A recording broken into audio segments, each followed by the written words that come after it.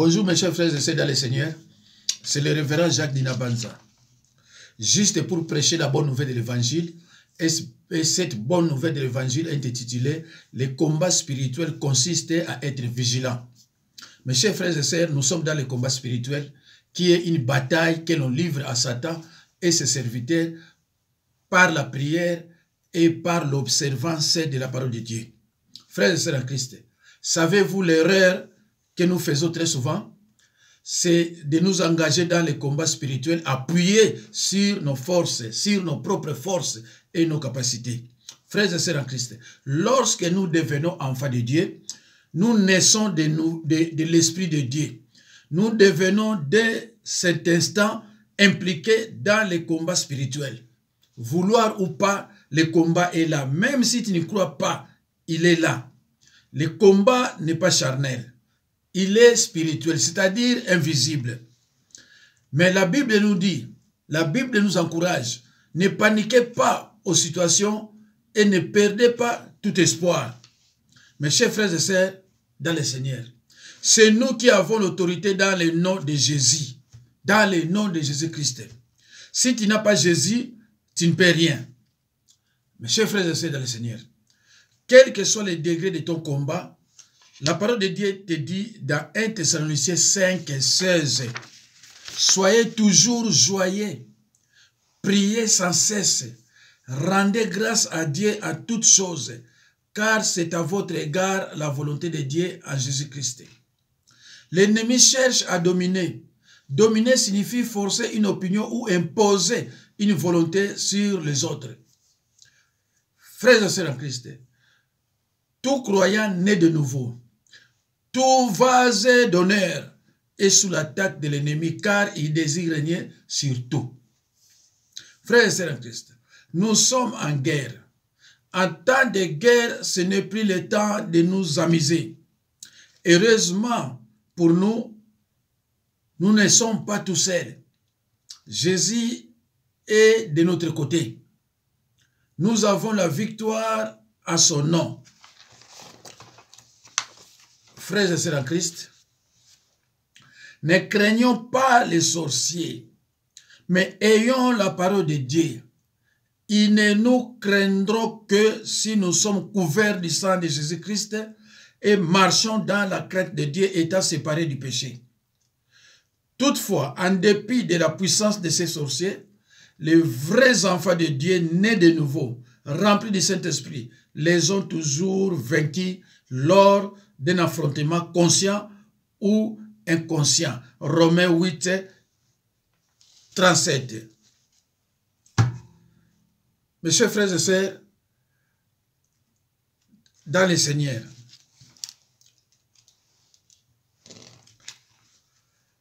bien que les sorciers se croient supérieurs en connaissance et en puissance, la Bible nous dit, dans Jérémie 1, 7b, ne tremblez pas en leur présence, de peur que je ne te fasse trembler devant eux. Trembler en présence des ennemis de Dieu, c'est minimiser sa capacité de nous protéger. Et par conséquent, donner un droit légal au diable de prendre le dessus sur notre foi. Dieu ne travaille et ne travaillera jamais avec les lâches et les froussards. Il a puni dans toute sa rigueur les enfants d'Israël qui se sont montrés lâches devant l'impressionnante puissance des villes fortifiées de Canaan, terre promise, ainsi que de leurs habitants qui étaient grands de taille et de forte corpulence. Mes chers frères et sœurs, dans le Seigneur, prends autorité sur ton problème. Revendique les terrains que l'ennemi t'a volés et réclame les promesses de la parole de Dieu pour toi. Tout ce que tu demandes en priant, crois que tu l'as réussi et tu le verras s'accomplir. Christ nous a donné l'autorité Mais si tu ne l'apprends pas, tu te fais passer dessus. Quand tu te réveilles de l'autorité qui est dans le nom de Jésus-Christ et que tu dis à l'ennemi, loin de toi, loin de moi Satan, il s'enfuit loin de vous. Jésus a ainsi établi notre autorité en détruisant les œuvres du diable. Prenez vos Bibles et ouvrez-les avec humilité. Nous allons lire dans l'épître de 1 Pierre 5, 8 à 9a. Je lis au nom de Jésus-Christ. Soyez sobres, c'est-à-dire soyez bien éveillés, car votre ennemi, le diable, rôde comme un lion rugissant, cherchant quelqu'un à dévorer. Mes chers frères et sœurs, nous avons tous un ennemi, mais un ennemi qui rôde comme un lion rugissant, cherchant quelqu'un à tuer. Résistez-lui en demeurant ferme dans la foi. Résistez-lui en demeurant ferme dans la foi. Frères et sœurs en Christ, être sobre signifie être constamment alerte. Ici, apôtre Paul ne s'adresse pas aux païens, mais plutôt aux croyants nés de nouveau qui ne pratiquent pas les œuvres des ténèbres. Mes chers frères et sœurs, dans le Seigneur, vous aurez à souffrir encore un peu de temps.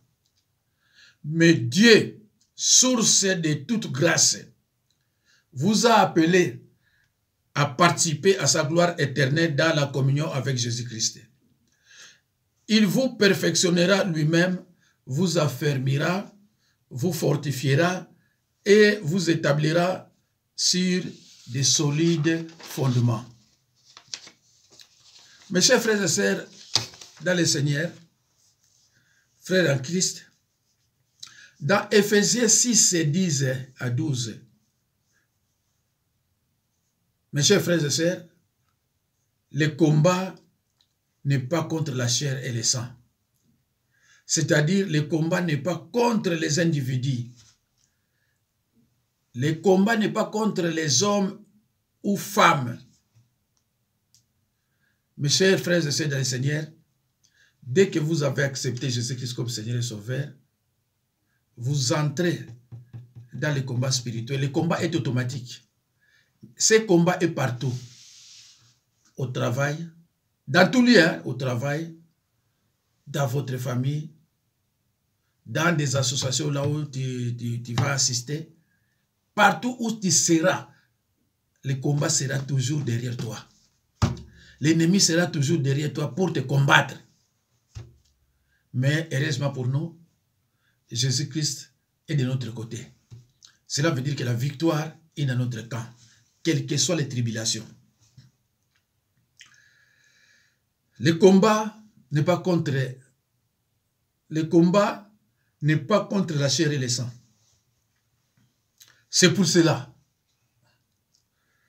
la Bible dit, puisez votre force dans l'union avec le Seigneur, dans son immense puissance. Prenez sur vous toutes les armes que Dieu fournit, afin de pouvoir tenir bon contre les ruses de l'ennemi. Car nous n'avons pas à lutter contre des êtres humains, mais contre les puissances spirituelles mauvaises du monde céleste, les autorités, les pouvoirs et les maîtres de ce monde obscur. C'est pourquoi, saisissez maintenant toutes les armes de Dieu. Mes chers frères et sœurs, faites très attention. La Bible ne dit pas de prendre une ou deux armes, mais saisissez toutes les armes. Prenez toutes les armes. La Bible est un livre saint, un livre de précision. La Bible ne dit pas de prendre des armes. Non, toutes les armes pour résister dans les mauvais jours. La première arme Tenez donc ferme. Ayez à vos reins la vérité pour sentir. La première arme, la vérité. Il y a 6 armes. Voilà. Prenez sur vous toutes les armes que Dieu fournit afin de pouvoir tenir bon contre le risque du diable. Car nous n'avons pas à lutter contre les êtres humains, mais contre les puissances spirituelles mauvaises du monde céleste, les autorités, les pouvoirs et les maîtres de ces mondes obscurs. C'est pourquoi saisissez maintenant toutes les armes de Dieu.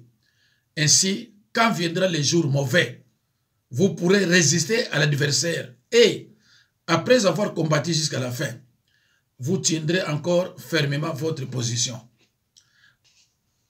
Mes chers frères et sœurs, alors, pourquoi nos armes ne sont-elles pas charnelles? Parce que nous n'avons pas à lutter contre la chair et le sang. Dieu était Dieu d'ordre.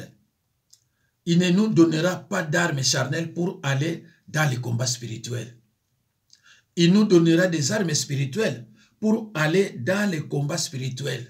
Le combat est spirituel, le combat est invisible, c'est-à-dire l'ennemi te voit, mais toi tu ne le vois pas. C'est là où les choses ça se complique. C'est pour cela la Bible dit de prendre toutes les armes pour résister dans les mauvais jours. Dieu est un Dieu d'ordre. Il ne nous donnera pas d'armes charnelles pour aller dans les combats spirituels. Il nous donnera des armes spirituelles pour aller dans les combats spirituels. Mes chers frères et sœurs, les Écritures annoncent clairement que le peuple de Dieu souffrira et sera amené en captivité s'il persiste dans l'ignorance et dans le péché. Mes chers frères et sœurs, dans le Seigneur, le prophète Osée a dit, mon peuple est détruit parce qu'il lui manque la connaissance. Frères et sœurs en Christ, ce verset biblique ne dit pas que mon peuple est détruit à cause des sorciers, mais uniquement par manque de connaissance. Les Écritures annoncent clairement que le peuple de Dieu souffrira et sera amené en captivité s'il persiste dans l'ignorance et dans les péchés. Mes chers frères et sœurs, on me demande d'expliquer ce que c'est ne pas se battre contre la chair et le sang. Tu n'as pas à te battre contre des individus. Tu es fait chair et de sang. Je n'ai pas à me battre contre toi. J'ai à me battre contre l'esprit qui peut t'animer pour venir contre moi. Par exemple, supposons que tu viens vers moi avec l'intention de te quereller, de se battre, que tu as vraiment l'animosité et que tu veux vraiment diviser. Si je me bats contre toi, j'agis mal. Mais si je viens contre l'esprit de jalousie qui t'anime et qui met en toi de l'animosité, de la querelle, de la division, etc. Si je viens contre cet esprit-là pour te les lier, les rendre inopérants, tu vas devenir libre de l'influence que l'ennemi avait sur ta vie. Tu vas pouvoir être selon ce que Christ veut que tu sois. Il faut prendre l'autorité de Jésus-Christ. Mes chers frères et sœurs dans le Seigneur, n'oubliez surtout pas que dans ces combats spirituels, il y a 3 champs de bataille sur lesquels l'ennemi œuvre. Le terrain de l'ennemi dans ces combats, il y a 3 champs de bataille sur lesquels l'ennemi œuvre. 3 terrains. 1. Nos pensées, c'est-à-dire la tête. Nos pensées, c'est-à-dire ici. Premier terrain de bataille de l'ennemi. Nos pensées. La majorité du combat spirituel se situe au niveau de nos pensées. La majorité, la plus grande partie du combat spirituel se situe au niveau de nos pensées. C'est ici. Luc 9, 54. Luc 9, 54. J'ai lu au nom de Jésus-Christ. Les disciples Jacques et Jean, voyons cela, dire, Seigneur, veux-tu que nous commandions que le feu descende du ciel et les consume? Voilà le combat. Et quelle était la réponse de Jésus-Christ? Lisez, s'il vous plaît, dans Luc 9, 55 à 56. Lorsque nous parlons de combat spirituel, la majorité des gens s'imaginent quelqu'un qui roule par terre et sur qui nous chassons des démons. Oui, c'est vrai, cela existe. Cela fait partie du combat spirituel.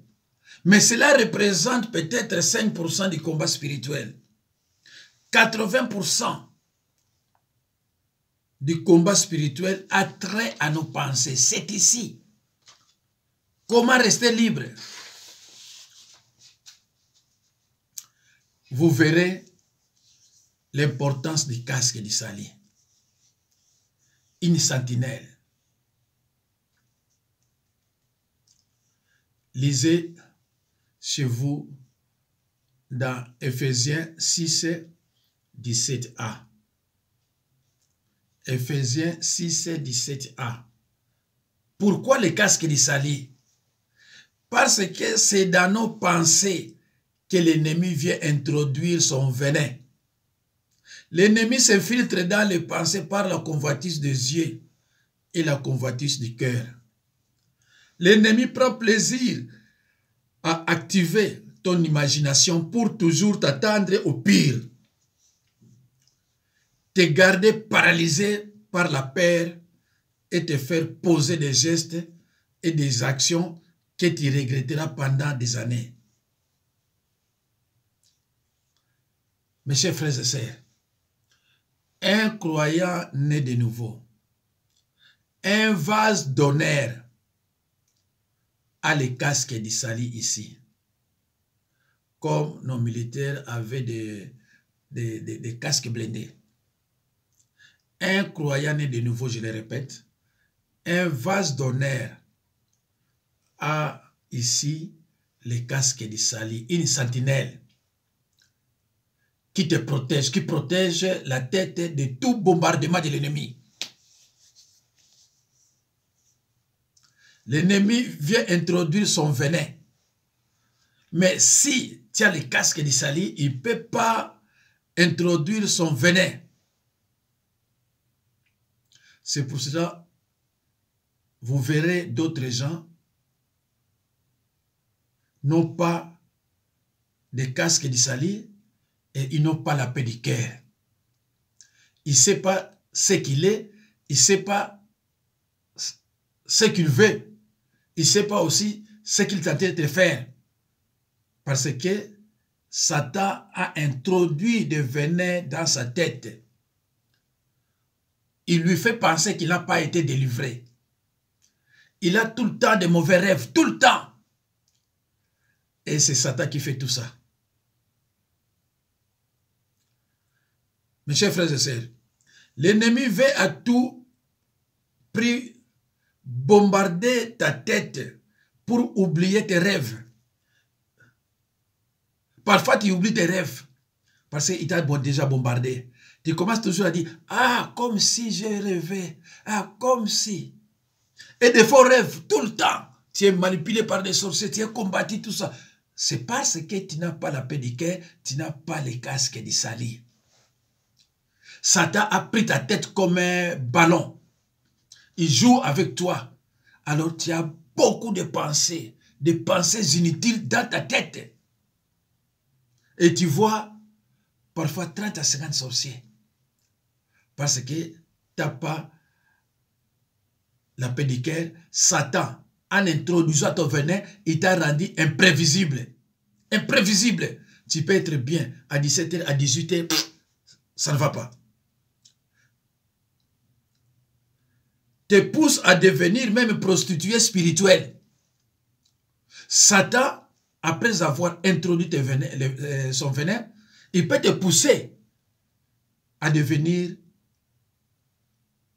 un prostitué spirituel.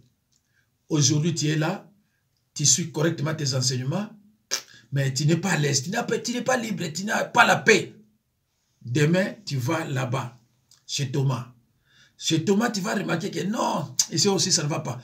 Tu vas chez Christian, parce que tu n'as pas la paix du cœur, tu ne sais pas ce que tu fais, tu ne sais pas ce que tu fais, tu ne sais pas de quel côté tu es. Frères et sœurs en Christ, nous sommes comme des piquets de clôture. Pour être solide et bien ancré au sol, pour qu'il puisse servir de soutien dans une clôture, il faut les tourner, les frapper, les retourner, les frapper, les retourner encore en l'enfonçant. Dieu aussi fait cela avec nous. Il veut que nous soyons ancrés solidement dans la parole de Dieu, dans le corps de Christ. Mes chers frères et sœurs, n'oublie pas que Jésus-Christ a dit, celui qui n'écoute pas la parole de Dieu, qui écoute la parole de Dieu et qui ne la met pas en pratique, ressemblera à un fou qui a bâti sa maison, n'est-ce pas, sur les sables. Alors, devine les conséquences. Au lieu de bâtir la maison sur les rocs, l'insensé a bâti sa maison sur les sables. Mes chers frères et sœurs dans le Seigneur, le cœur, le deuxième champ de bataille. Garde ton cœur plus que toute autre chose, car de lui viennent les sources de la vie, nous dit Proverbe 4, 23. Le cœur, le deuxième champ de bataille. Garde ton cœur plus que toute autre chose, car de lui viennent les sources de la vie, nous dit le Proverbe 4, 23. Ceux qui ont la Bible de Lingala, c'est mieux de relire encore ces versets à Lingala. Alors, mes chers frères et sœurs, le cœur, c'est le deuxième champ de bataille. Car c'est de l'abondance du cœur que la bouche parle, nous dit Matthieu 12, 34b. C'est de l'abondance du cœur que la bouche parle. Tu vois, tout ce qui est ici, ça descend où? Dans ton cœur. Ça descend ici. Satan a introduit le venin.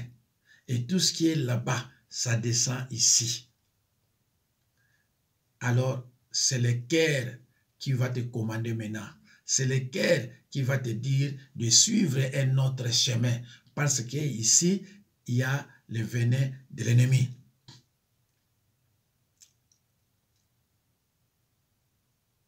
C'est de l'abondance du cœur que la bouche parle, nous dit Matthieu 12, 34b. Mes chers frères et sœurs, 3 attitudes sont à la base de tout ce que l'ennemi fait. De tout ce que l'ennemi te pousse à faire ou à être, l'orgueil, les doutes et la crainte. Si tu n'as pas la paix du cœur, tu as l'orgueil, tu as des doutes et tu as aussi la crainte. Parce que tu n'as pas la paix du cœur en toi. Mes chers frères et sœurs, Parmi les 3 champs de bataille, celui qui détruit le plus est la bouche. Parmi les 3 champs de bataille, celui qui détruit le plus est la bouche. Donc, 3e champ de bataille, c'est la bouche. Alors, il dit pas que, la Bible ne dit pas que la plupart des combats se déroulent dans la bouche. Non. Il dit, c'est lui qui détruit le plus est la bouche. Pourquoi la bouche? Parce que la vie et la mort sont au pouvoir de la langue. Parce que la vie et la mort sont au pouvoir de la langue. Proverbe 18, 21. Par les fruits de nos lèvres, nous pouvons donner au diable soit l'accès ou l'interdiction d'entrer dans nos vies. Mes chers frères et sœurs dans le Seigneur, par les fruits de nos lèvres, nous pouvons donner au diable soit l'accès ou l'interdiction d'entrer dans nos vies. L'ennemi ne peut pas lire nos pensées parce qu'elles sont protégées par les casques de salut.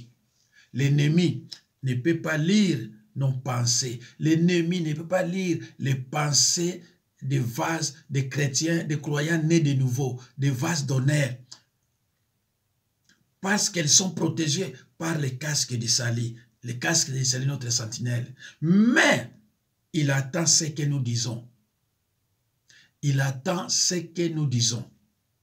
Si continuellement nous veillons sur nos pensées, nous veillons sur nos têtes, notre cœur et notre bouche, nous allons fermer l'accès au diable et expérimenter une vie victorieuse en Jésus-Christ.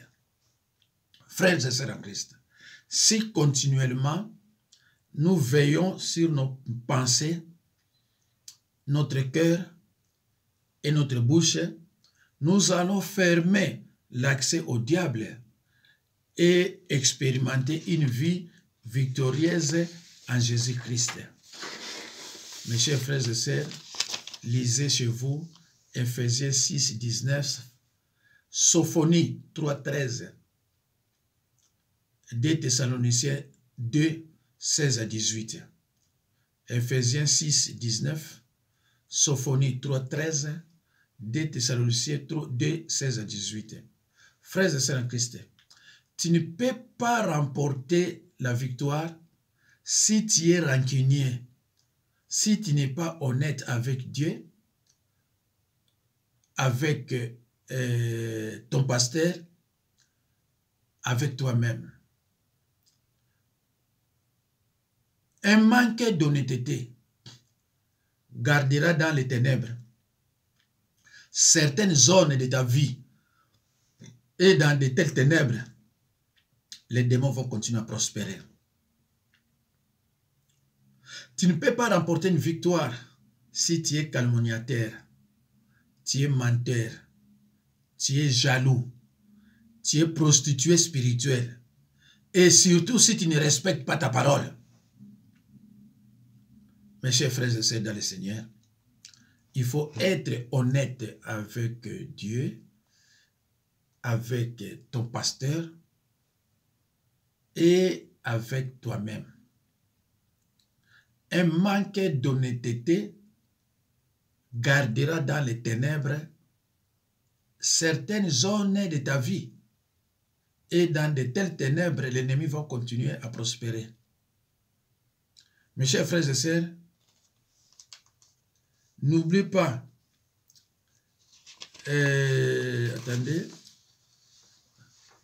même pendant les combats, tu es toujours obligé de produire des fruits dignes de la repentance.